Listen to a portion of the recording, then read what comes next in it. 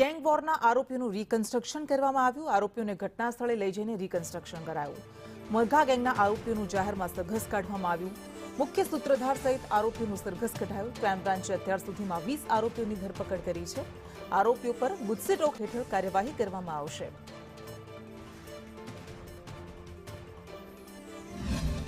રાજકોટના મંગળા રોડ ઉપર ફાયરિંગની ઘટનાની અંદર એક પછી એક આરોપીઓ છે તે એસઓજીના હાથની અંદર ઝડપાઈ રહ્યા છે। અત્યાર સુધી કુલ 17 જેટલા આરોપીઓ છે તેની સામે નામજોગ ફરિયાદ કરવામાં આવી છે। અત્યારે આપ જે દ્રશ્યો જોઈ રહ્યા છો એ મંગળા રોડ ઉપર 2 આરોપીઓ છે તેમને રિકન્સ્ટ્રક્શન માટે એસઓજી પોલીસ અહીંયા લઈને આવી છે।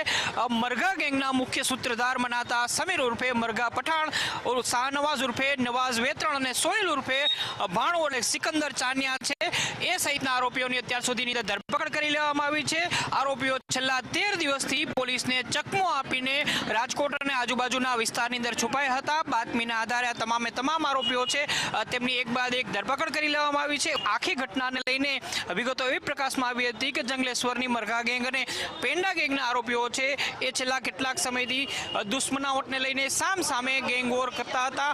મકર સંક્રાંતિની રાત હોય કે પછી 15 ઓગસ્ટની રાત હોય, તમામે તમામ આરોપીઓ છે એ સામે ફાયરિંગની ઘટનાને અંજામ આપતા રહ્યા છે। હવે અત્યાર સુધીની અંદર 17 જેટલા આરોપીઓ છે તેના નામજોગ ફરિયાદ થઈ ચૂકી છે। કેમેરામેન બિપિન બોરીચા સાથે મયુર સોની, સંદેશ ન્યૂઝ, રાજકોટ।